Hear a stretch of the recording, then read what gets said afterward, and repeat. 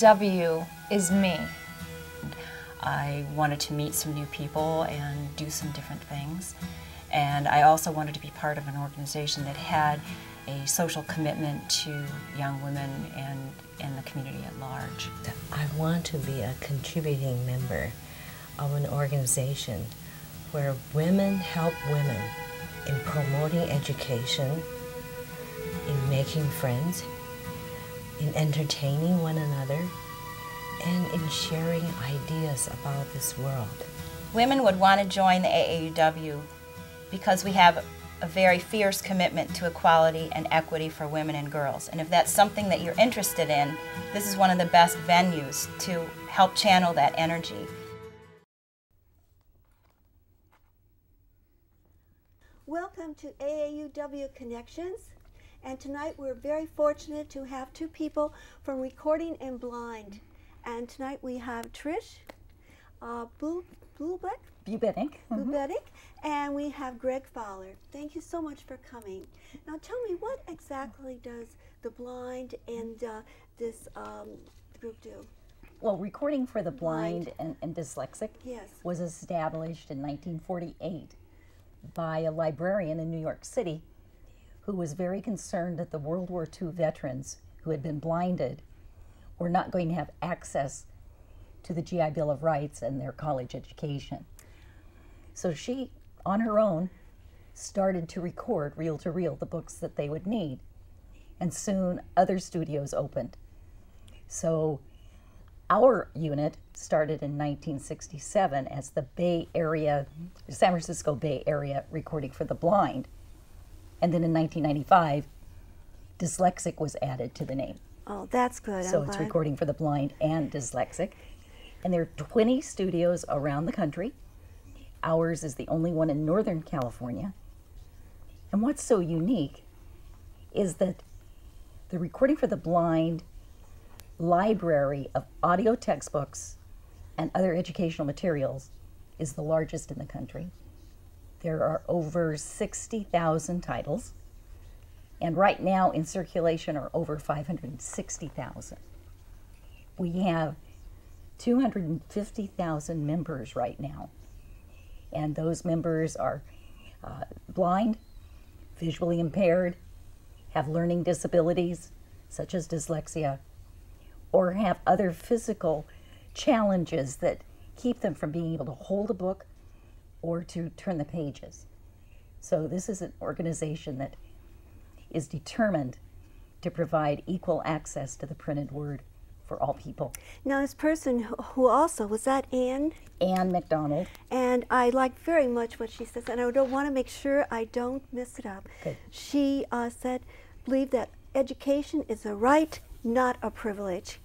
Our vision is for people to have equal access to the printed word, and that's what you're doing. That is what we do. And one of the things I was so interested and surprised to find, I thought it was where you just worked with small children and helped them read, but actually you work with children from kindergarten all the way up to graduate school and beyond. That's right. And beyond. That's right. Seniors can get help, small children, and all in between. Absolutely. I think that's simply marvelous. It's democracy in action. And what I heard also from what you told me, that you help students, no matter where they live in the country. They can say they need this book for a class, and you find a person in the country who can read it. Right. Our national headquarters determines which studio would be best equipped with talented volunteers to read the book. And then it is available, and Greg will talk about availability of the textbooks and other educational materials. Yes, 65% of this is for people with dyslexic. Our membership is over 65% are people with learning disabilities, and the other 30% are blind or visually impaired or have cerebral palsy or some other disability that precludes holding a book. Yes, such as Parkinson's or any of those. Sure. And anybody who has a problem, a senior who just has eye problems now, you can help them with a book they need to read. They need to become a member. Yes. And currently membership is free. Oh, that's good. And there needs to be a referral for that person with macular degeneration. That would need to come from a doctor. For a child who's having difficulty reading, a referral can be made by a teacher. It's a very simple process, and I urge people to look at our website. What is your website? It's www.rfbd.org. Okay. Yes. Well, Craig, how did you get involved, Craig? Well, I started using recorded books when I was finishing high school, and I went on to go to college at Michigan State University and used as many recorded books as I could get there.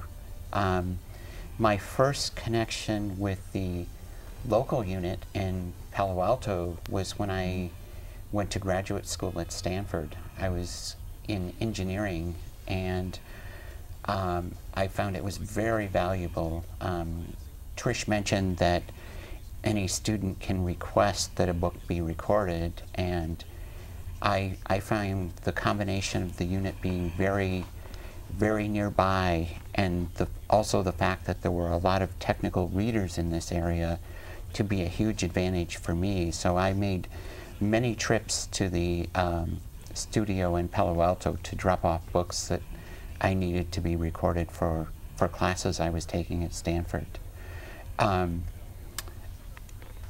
Later on, as I started working professionally, I continued using the books, you know, certainly not as frequently as I was doing in graduate school, but I still use the books. As you know, as we've mentioned, the service is available to anyone independent of their age and their profession. And then in the early 1990s, I was asked if I would consider joining the board for the local unit, and I felt that that was a way that I could actually try to give something back to the organization and also to support other people in being able to obtain the service that RFB&D provides. It was something I have been involved in since that time. So that's sort of the history of how I both used the service and then become more involved as a volunteer board member. Well, that's very nice of you. They helped you, and you're helping other people. Do you go around telling other people about the program?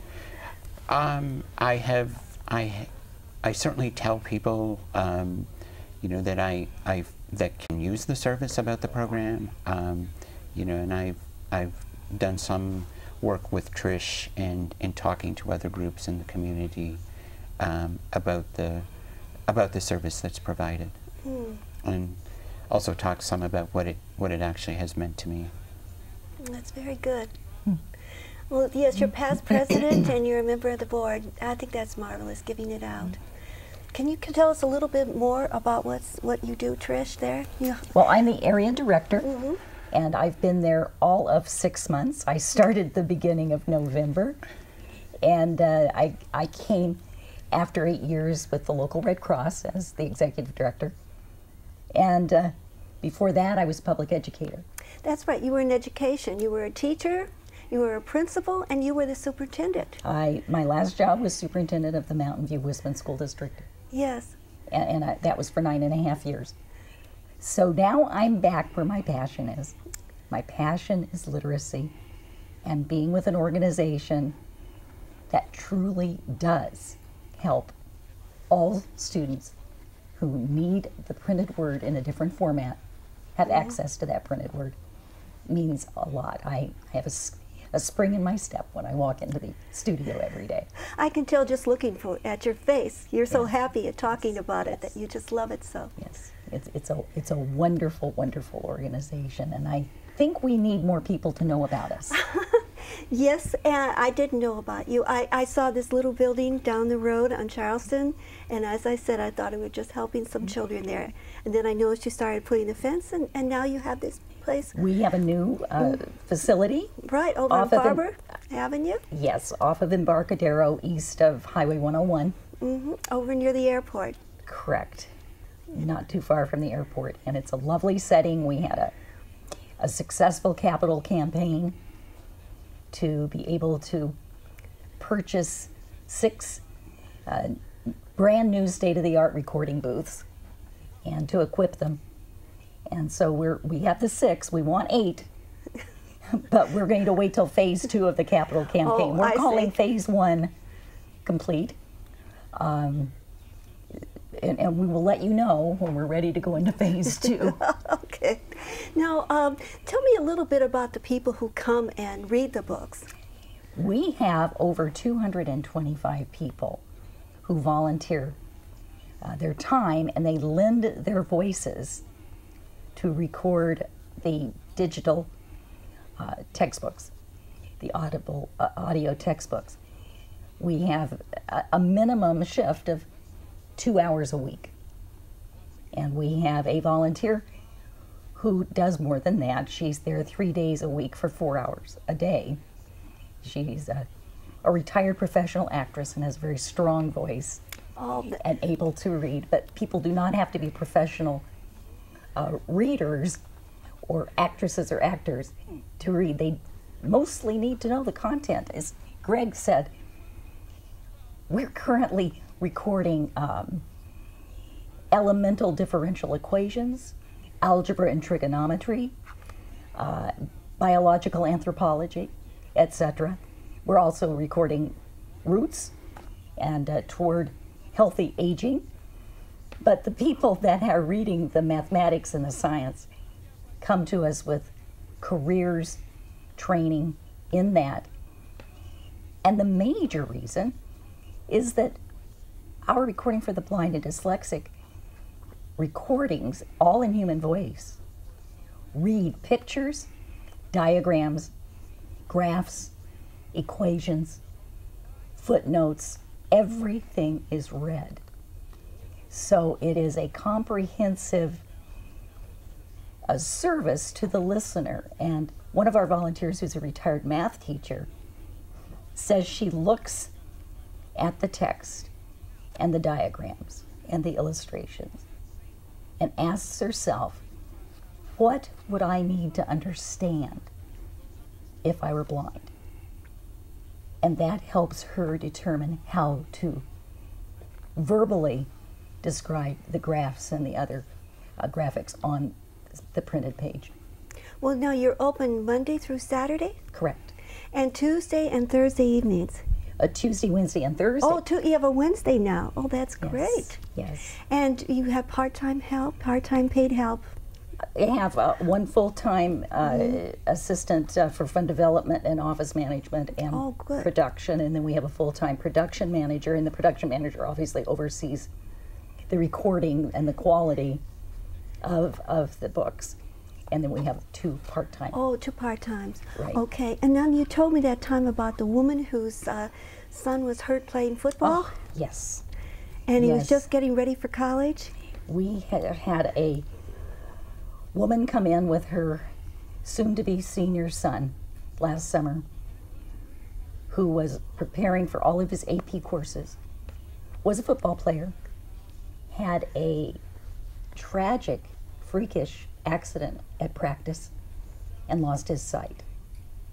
So they came to the office, as it was then on Charleston Road, and asked for help. And 2 of our staff members spent 7 hours making sure that all of his textbooks were available, registering him as a member. And just about 4 weeks ago, I had an email from the mother apologizing for a tardy response during a very emotional year, but stating that they could not have gone through senior year without RFB&D, and that her son just might graduate. Oh, that's wonderful. Yes. That's terrific. And that's only one of thousands of stories about the impact of what we do. Greg, I hate to talk too much here with Trish. Do you have anything to add to that, what she just said? No, I think that the types of stories that Trish was just talking about are really, really a wonderful instance of what the service can provide to someone who really has a plan for a career or wants to graduate and go on to their college career. It's it's sort of obvious that it provides the person the access to the materials, but not only does it do that, it also provides the opportunity to work and study on your own. My own experience has been that if I didn't have access to the book in some recorded format or Braille format, I would have to find someone to read it to me, and that meant a lot of extra work, a lot of scheduling, a lot of other things that, in a lot of cases, where I would really have to sacrifice my schedule in school to accommodate this schedule, because I really needed to get the work done. I really needed to read the material. So the independence that it provides and the resulting self-confidence is a huge side benefit of having access to the service. Oh, I think especially what you just said, self-confidence, that is marvelous. And you were talking too about your volunteers when I was there. There was a woman who came down from, where was it, Napa? She comes from Marin County. Yes. She comes twice a month, and she's a professional voiceover artist, and so she likes to give back of her talents to the recording. Oh, that's wonderful. Is there any special reason she chose that, doing that for you?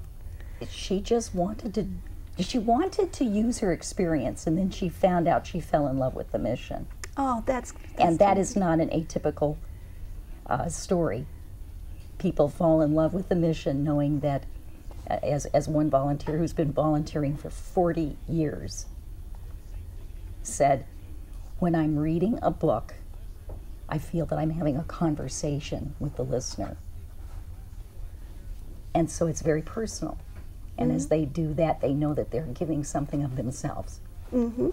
And that makes everybody feel so much better. Do you find that you need volunteers now, don't you? You can always We can always use volunteers. And in any special fields? We're particularly looking for the technical fields, mathematics, science. We do have a retired ophthalmologist who's just signed on, and we're looking forward to having him read with us. We had our 2010 recordathon last week and had a tremendous outpouring of support and testing the waters. We have it's not just recording. We have volunteers who prepare the books for the reader, making sure that there are notations about the sequence of reading of graphs, charts, illustrations on the page. And then there are the directors who help read along with the recorder to point out mistakes. And then there's quality control. Okay, now I think I saw a director there. He was outside the booth. Correct. Reading through everything while they were reading through Correct. And that person's in charge of saying, you just did a transposition, or you said addition instead of subtraction. Let's go back and take it from. Oh, okay. And then it will be rewound and then reread. That's marvelous. It's exciting. Yeah. Now, would you like to tell us more? Greg, you were going to tell us something about the instruments you brought here today. How you read? Sure, I can talk a little bit about that. And what I was actually going to talk about a little bit is the actual obtaining the books and what was involved with that. Okay. And just to start out with, I'll talk just briefly about Trish. Trish actually mentioned early in the show about that when Ann McDonald started the organization, the recordings were done on reel-to-reel tapes, and the media used actually for the recordings has gone through a number of transitions in this 60-plus years that the organization has been around. And at this point in time, well, it started out on reel-to-reel tapes. In the 80s or early 80s, it transitioned to using cassette tapes, and it has then gone on to using CDs, and now the books have become available as downloadable files from the internet, and that also allows people to have much better access, and access pretty much from anywhere at any time. I mean, frequently, you know, the time I spend looking at, searching for books that I want to read, or investigating the possibility of the books being available, is on the weekend. And you know, in the past that wasn't available because wasn't an option, because you had to order the books over the phone.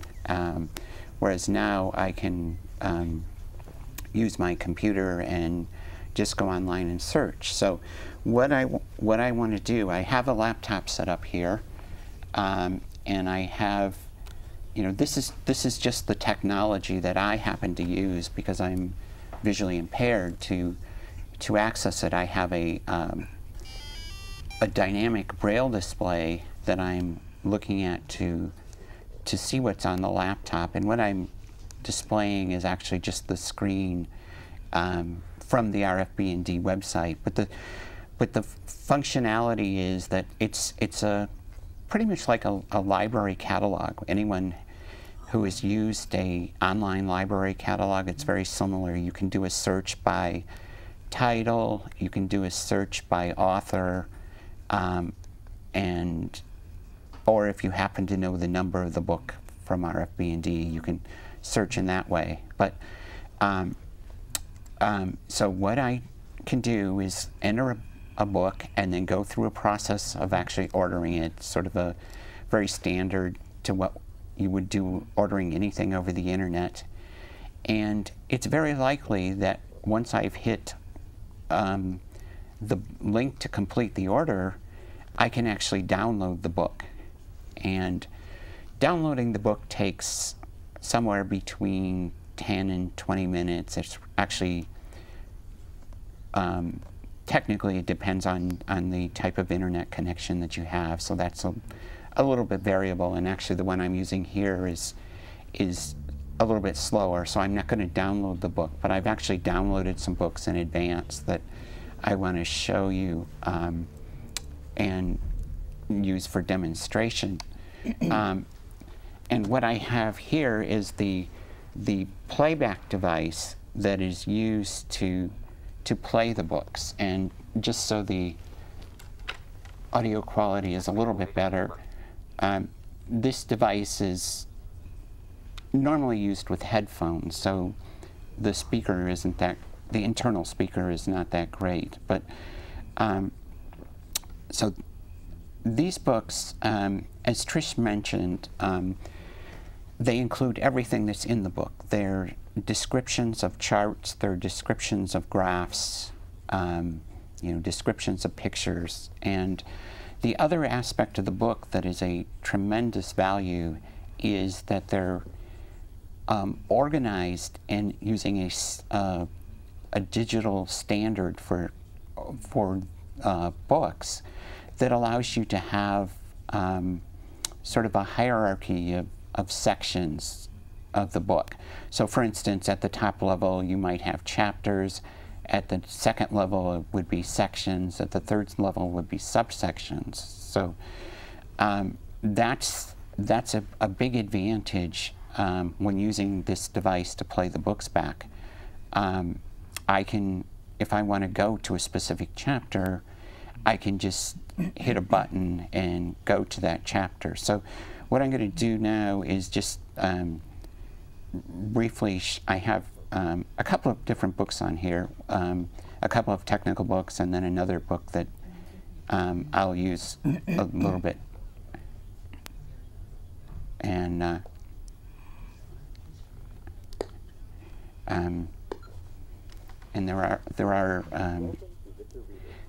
there are good points and bad points to setting everything up in advance. It turns out that a lot of electronic devices have timeouts, so they automatically shut off. So sorry about that. So this, okay, so now I have turned it back on and turn it up just a little bit here. How societies choose to fail or succeed. And so this is the book. It's actually a book by Jared Diamond that I was reading. Oh, So let me, yes. let me. Talking about. Book key processed. It is blank. Page 79. Chapter 2. Twilight at Easter. The Quarry's Mysteries, Easter's Geography and History, People and Food, Chiefs, Clans and Commoners, Platforms and Statues, Carving, Transporting, Erecting, The Vanishing Forest, Consequences for Society, Europeans and Explanations. So this is the actual what's in the second part of this book. It started out on page 79, but just to give you an illustration of what you can do, I can now. Text to speech audio. Whoops, sorry, wrong button there. I can actually. Go to page. So if I want to go to a specific page, so say I want to go to page 98. 9. 8. Page 98. 86, 87. End of book. Part 2, 78, 79, Chapter 2, 80, 81, 82, 83. End of book. Sorry, hang on here. Part 2, 78, 79. Well, the device does allow a speed up of the reading voice. Yeah, sorry, I hit it. That's a fast forward. What's the name of this book, by the way? This book is Collapse: How Societies Yes. Choose to Fail or Succeed. So that's the.